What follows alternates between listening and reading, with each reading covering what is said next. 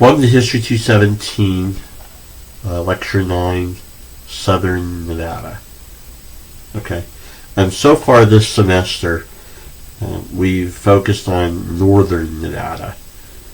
And so this is kind of the first time in the semester we're focusing on or going into detail about Southern Nevada. Okay. And so the first thing I want to go over, I want to kind of see where we are at, kind of what we've studied so far in the semester. And we kind of see the focus has been on Northern Nevada. Overall, we talked about Lecture 1, we started talking about natural Nevada, geography, geology, plants, animals.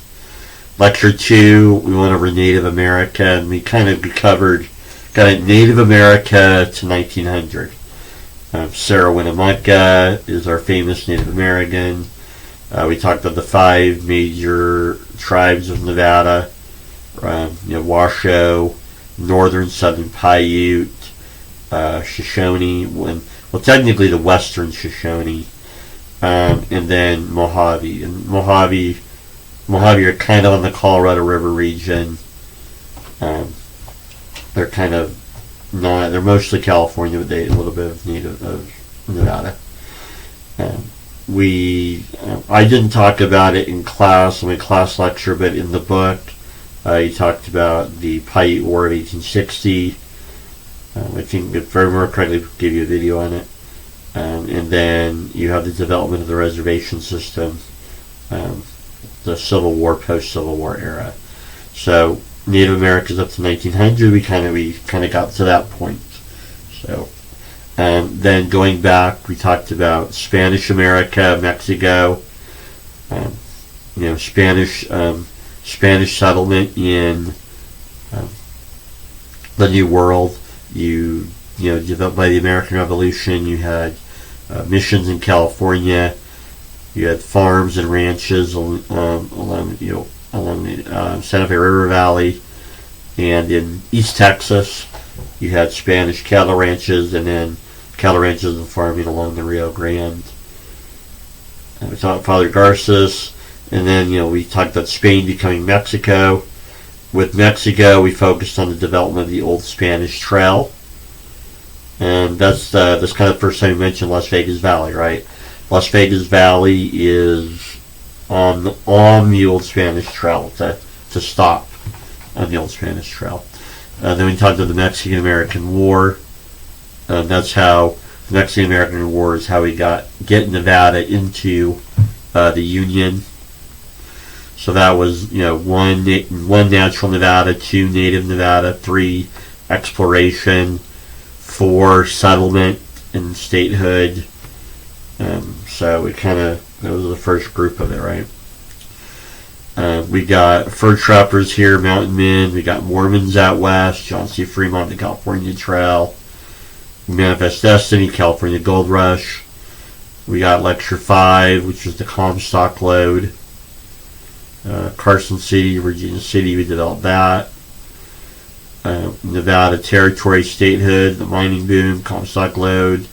We talk about populism, railroad, and agriculture. And so, and then we ended the kind of before this, we talked about Nevada governors. So, 5 was the Comstock Lode, 6 railroads and agriculture, 7 populism, 8 talked about the first governors of Nevada, and then 9 is Southern Nevada. 10 will be the second era mining boom. And so that's kind of where we're at in our course. So Northern Nevada, we're really good up to 1900. We got a lot of detail, mostly Northern Nevada. So to focus our attention on Southern Nevada, let's go back to the 1850s and to kind of catch us up. So the major native tribe in Southern Nevada are the Southern Paiute, and there's Mojave too, but the major tribe in Southern Nevada is Southern Paiute. Again, like I mentioned, we are a stop on the Old Spanish Trail. And then after the Mexican-American War, we become part of the United States. Remember, northern Nevada gets put into Utah territory. Southern Nevada, modern-day Clark County, southern Nevada is going to be put into New Mexico territory, and the county will be in, our first county will be Mojave County. We talked about, Antonio Armijo, Rafael Rivera coming to the valley in the 1830s. In the 1840s, kind of a major American explorer we talked about before, John C. Fremont will visit the valley in the 1840s. And that's when most Americans back east will kind of start hearing about the word or the place name, Las Vegas. It started to get popularized as a stop on the Old Spanish Trail. It's a valley on the Old Spanish Trail. And here's a fun quote. Addison Pratt, a Mormon pioneer, a Utahn, 1848, he tells of his travels through the valley. And he says, "The valley is extensive, and by the aid of irrigation can be highly productive. There is water enough in this rapid little stream to propel a grist mill, and no such water. It comes at just at the termination of a 50-mile stretch, without a drop of water or a spear of grass." And look at if you have been between Las Vegas and St. George, you know that it's pretty desolate when you're traveling between St. George and modern-day St. George and modern-day Las Vegas. We need to talk about a term called the Mormon Corridor, and so kind of go a little bit more in detail into Mormon settlement. So far in this class, we talked about Mormons settling Utah and then northern Nevada, Mormon Station and Genoa. So the broader picture of Mormons out west, when historians, sociologists, demographers, people that say demographics, researchers notice that there's a part of the United States which is heavily Mormon. It's called the Mormon Corridor. It's all of or part of states like Utah, Idaho, Montana, Wyoming, Colorado, Arizona, Nevada, and California. Those states have a large amount of Mormons.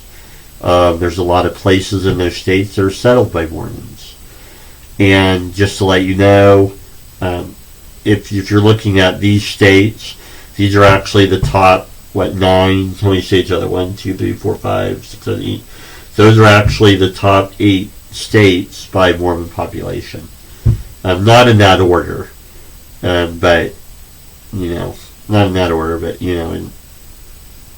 those are actually the top 8. So it's Mormon. So Mormon Corridor is a sociological definition where when you look at the American West in those states, there's a high concentration of Mormons, settled by Mormons, Mormon pioneers, and settled, and even today, a lot of church members in those areas. A side note, there actually are Mormon colonies in Mexico, Colonia Juarez. In the late 19th century, as the church was being persecuted or prosecuted, depending on how you look at it, while the church is being persecuted for practicing polygamy, some Mormons went to Mexico and settled in Mexico. So there is a Mormon populated, kind of Mormon settlements in Mexico at Colonia Juarez. Have to escape anti-polygamy laws. Just as a side note, this leads to a myth that Mexico was okay with polygamy. In the late 19th century, Mexico had laws against polygamy, marrying more than one spouse. They just didn't enforce them like the United States was doing in the late 19th century.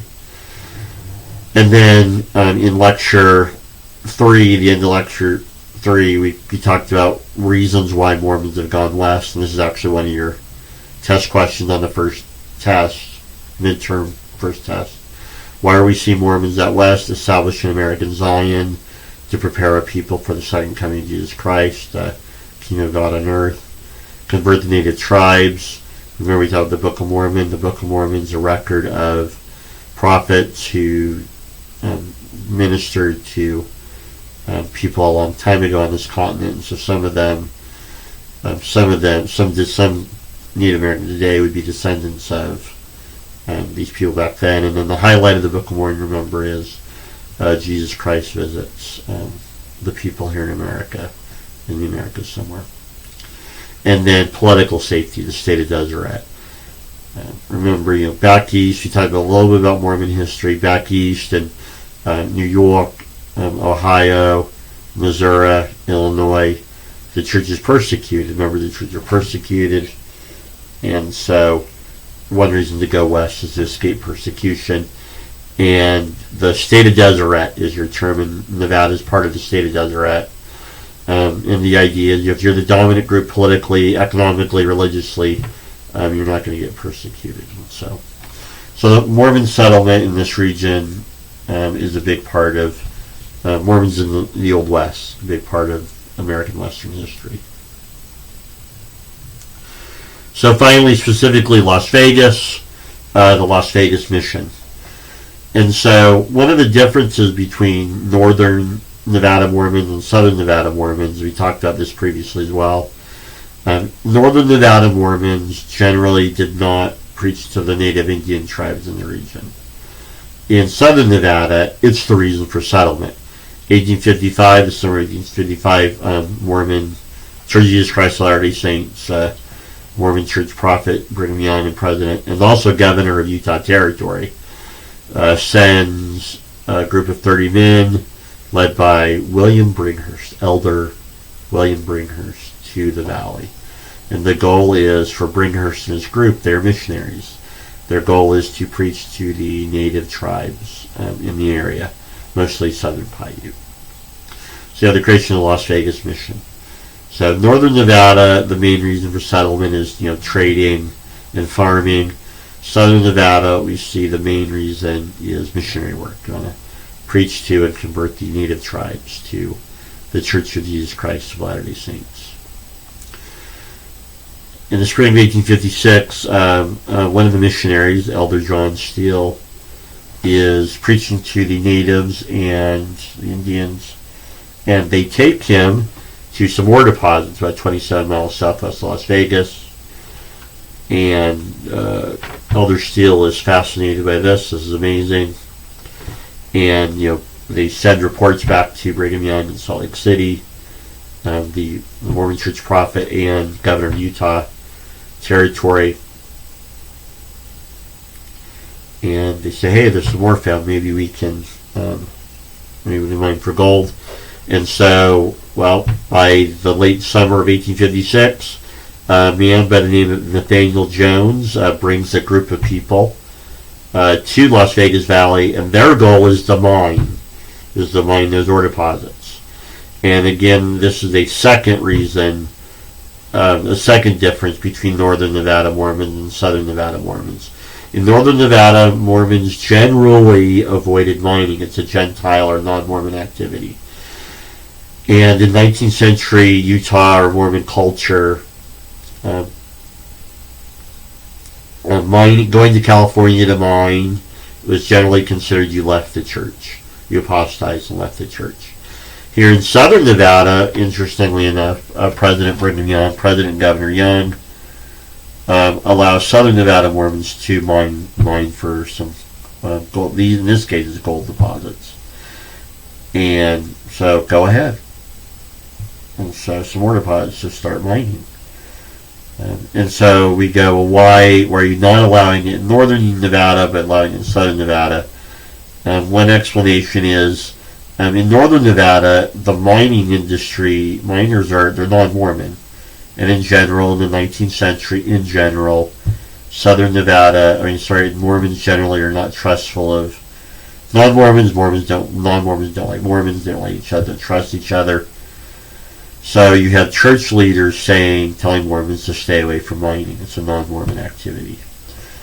In southern Nevada, who are the only non-Mormons, really? Native Americans, Indians, and you like them. So we see maybe a little cultural reason for allowing the mining in southern Nevada.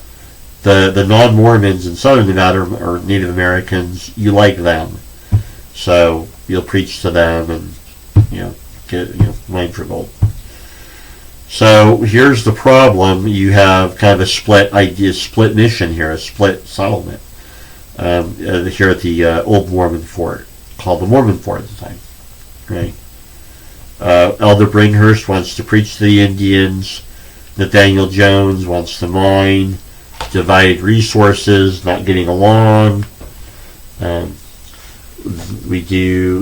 reports of Native Americans stealing the mission's crops for food.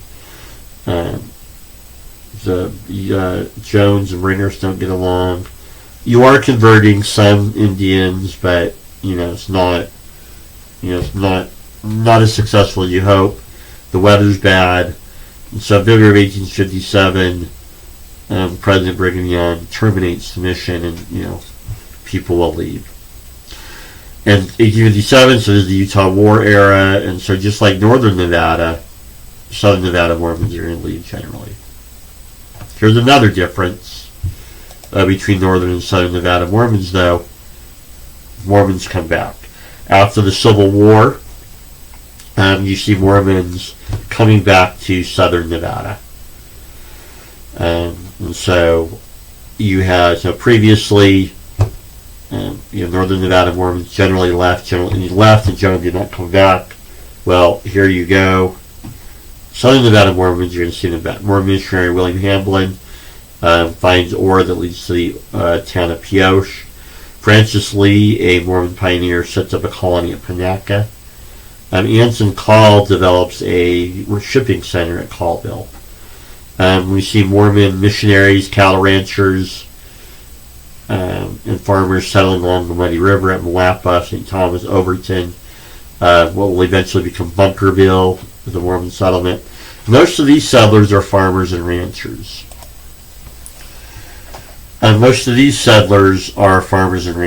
And so another difference, northern Nevada Mormons generally went because they were called to go. And in this later era, as we get into the 1870s and 80s, Brigham Young died in 1877. The next prophet was John Taylor. The prophet after that was Wilford Woodruff.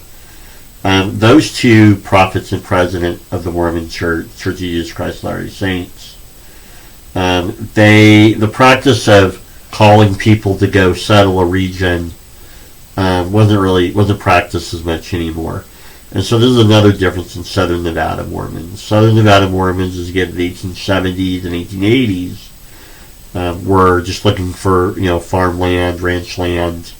You do see some missions, but these are people that have not been told to go, that have not been kind of on a mission to go. They're just settling the region. So you have a little different reason why you're settling. Shifting gears a little bit, most of our mining discussion has been in northern Nevada, right? Comstock Lode. In southern Nevada, we do see some mining in southern Nevada. In 1860, the Potosi mine is reopened. That's the mine that the Mormons had started mining a few years earlier. During the Civil War, it gets opened again. At Fort Mojave, on the southern tip of Nevada, where Laughlin, Bullhead City area is, you see gold discovered in El Dorado Canyon. And so you have Potosi Mine, which is silver, and I just realized I misspoke earlier. John Still, that was silver. Nathaniel Still was silver, and this Potosi Mine is silver. Fort Mojave is gold up El Dorado Canyon. And so you see a small rush around the Civil War with gold and silver in the area. Obviously not as crazy as the Comstock Lode, but you see a little one. To get back to specifically Las Vegas, when you study the primary documents, there's just one guy listed who's living in Las Vegas Valley. This guy named Albert Knapp. He, the old Mormon fort, it's still there, was abandoned in 1857. So we're in the Civil War era. So we're several years later, 5-6 years later. We see Albert Knapp open the trading post in the Old Mormon Fort to sell to Potosi miners and travelers on the Old Spanish Trail. The records indicate he left for California, and so kind of drops from history. We don't know much more about him after that. So, getting to the founding of a settlement, some type of beginnings of Las Vegas, we want to talk about a guy named Octavius Decatur Gass. Some would call him a founding father of Las Vegas because he's going to develop a ranch that will become very famous eventually. And so Octavius Decatur Gass, Decatur. We now know why there's a Decatur Boulevard. Decatur Avenue or Boulevard. Decatur Avenue in Las Vegas. It's named after Octavius Decatur Gass. He was born in Mansfield, Ohio, in 1828, you can see there. Scotch-Irish descent, Oberlin College, whatever. Weird facts about him. What's important to know about Decatur Gass is he is like most people who went west. You're going west for, riches, fame, and glory. So he goes to California during the California Gold Rush. He, when you read about his life in California, he does not make it rich. He ends up kind of drifting around California for a while. Miner, freight hauler, worked, horse stables, does all kinds of jobs, odd jobs, trying to make it in California once the mining didn't pan out for him. He will eventually make his way to, this is why he enters Nevada history. He eventually comes to El Dorado Canyon during the Civil War. So California about 1850, next 14 years or so, kind of drifting around California trying to make a living, trying to make it rich.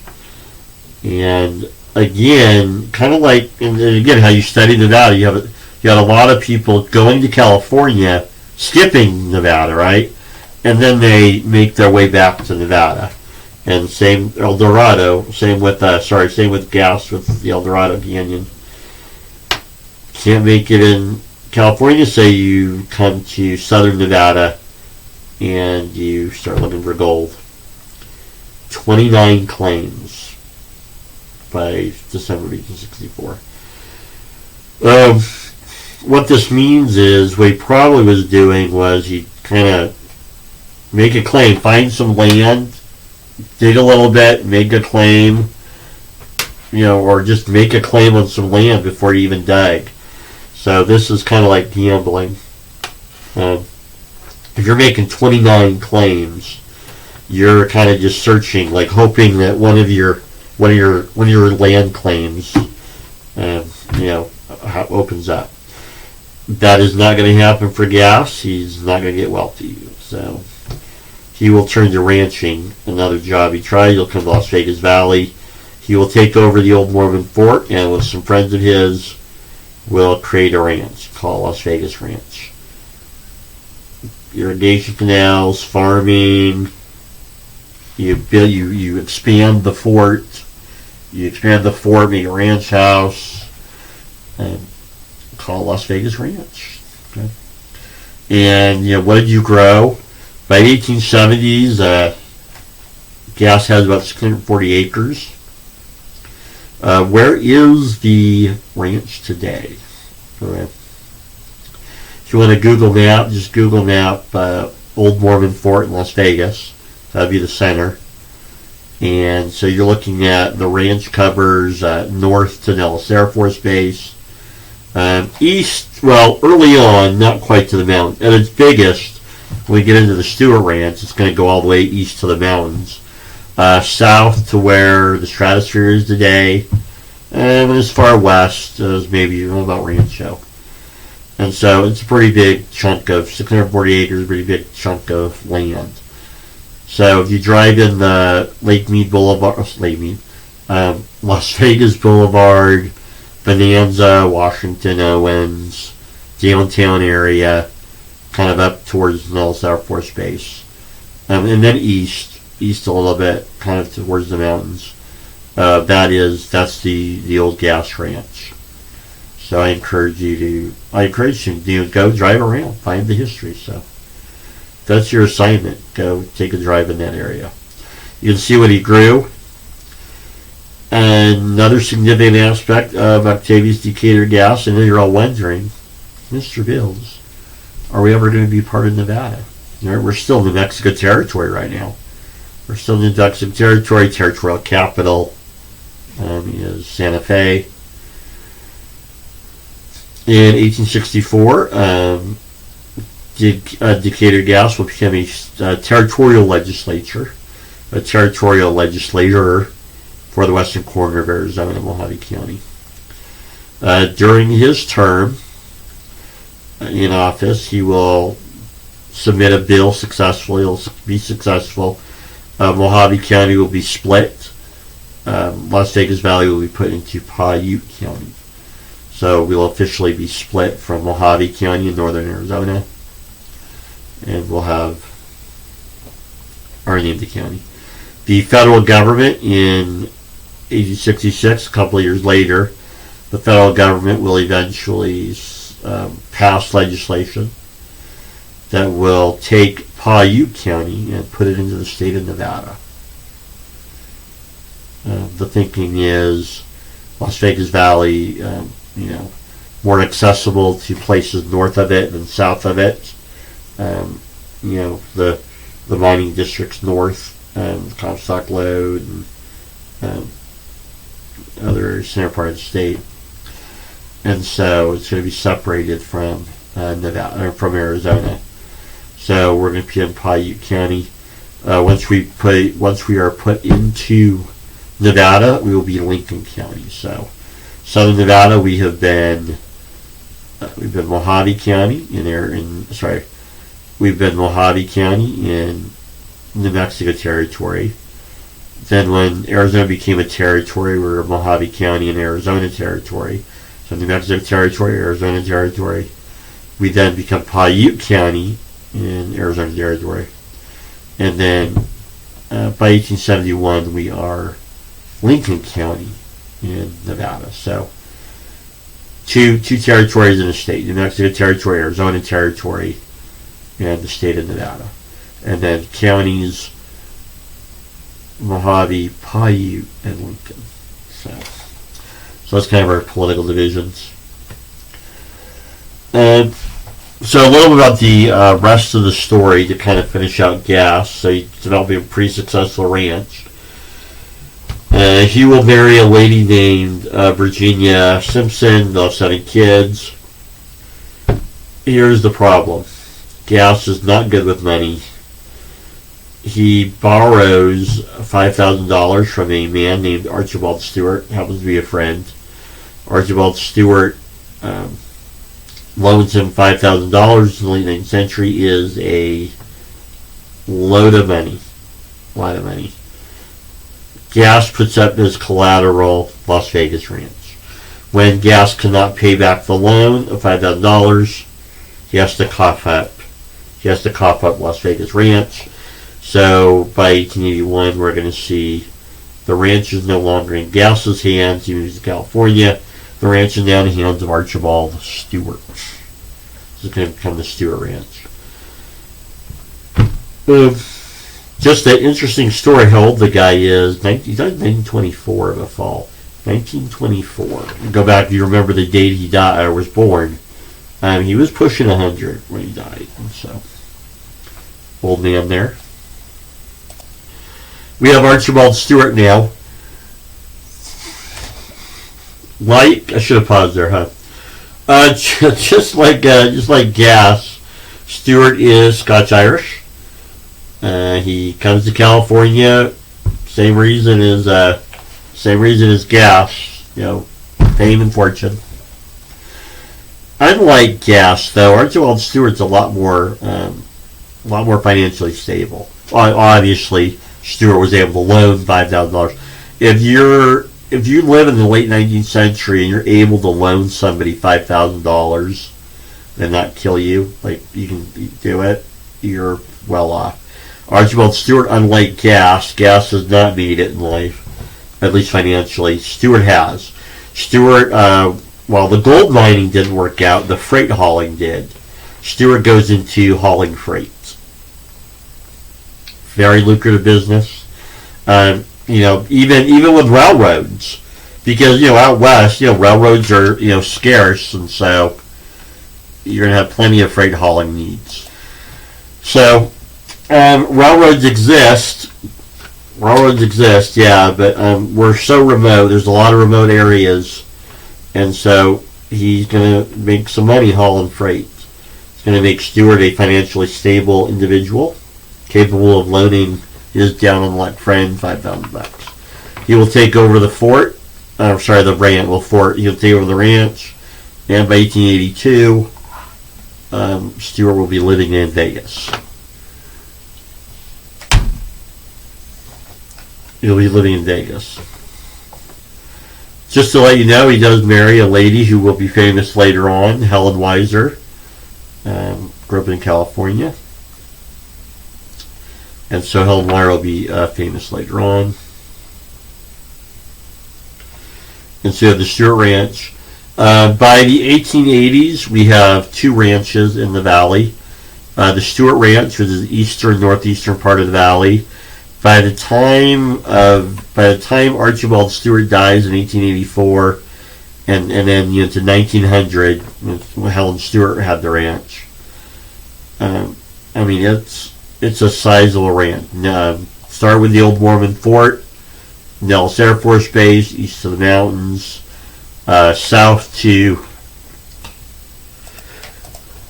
the stratosphere, and west even parts to Decatur, and so we're Decatur Avenue today. So there you have it. We see the Kyle Ranch, by 1900. Kyle was friends of Gass. He was a farmhand. He'll eventually separate from the Stewart Ranch and develop his own ranch in the northern part of the valley. Where that is, you Google Kyle Ranch today. It's in the North Las Vegas, kind of Lake Mead area as you go east. So there's that. A sad story to end our lecture. In the summer of 1884, Archibald Stewart finds out that a Kyle family member had made some disparaging comments about his wife, Helen Stewart. Archibald is angry. His woman's honor has been defamed. So one July day in 1884, Archibald Stewart, upon learning that a member of the Kyle family, a Kyle ranch hand, had made some disparaging comments, he gets on his horse. Grabs a rifle, gets on his horse, and he rides the 3 miles to the Kyle ranch house. Races across the valley. The Kyle family members are enjoying a meal, and one of the Kyle family members notices that off in the distance there's a trail of dust. There's a dust cloud forming. Somebody is racing to the Kyle ranch. They know who it is. They're like, well, we know who it is, and they know why he's coming. There's been a dispute, and they know somebody on their ranch, somebody from their ranch has made some disparaging comments about Helen Stewart, and it's pretty clear Archibald Stewart's on his way to discuss the comments made about his wife. They can see the trail of dust coming. The horse whips up the dust in the sky. The Kyle family members, the male members, get up from the table. They grab their rifles and they stand at the window of the front house. The front of the house. They stand at the windows watching for Archibald Stewart. Archibald Stewart charges into the front yard with his steed. Archibald Stewart doesn't say hello verbally. He says hello by firing several shots into the Kyle family house. Once on the horse, hoarding it as he's getting off, witnesses afterwards say, into the yard, fires a shot while still on the horse, and then as he's getting off the horse, fires a couple of other rounds into the Kyle house. That's how he says hello. Well, what are the Kyle family members supposed to do? They return fire, hitting Archibald Stewart several times. Archibald falls to the ground and dies there in the Kyle family front yard. Several hours later, Helen Stewart, 8 months pregnant with her youngest child, what will be her youngest child, learns that her husband is lying dead 3 miles away at the Kyle family ranch house. So she records in her diary, 8 months pregnant, loads up, gets one of her oldest sons together, gets a wagon, gets on a horse, and rides 3 miles away to get her husband, who's dead, lying on the ground. The grand jury at Pioche, the county seat's Pioche during this time period, the grand jury at Pioche finds that the Kyle brothers acted in self-defense. Archibald Stewart entered the yard and started firing immediately into the house. The Kyle family members' defense is, what were we supposed to do? So they returned fire, and so their self-defense plea is bought. Said, self-defense. So there you go. Archibald Stewart will be dead, and Helen Stewart will be a widow. Several young children, including an 8-month-old pregnant. She'll be 8 months pregnant. She will have the child a couple months later, and that will end the story there on the cliffhanger. What's going to happen to Helen Stewart and the Stewart Ranch?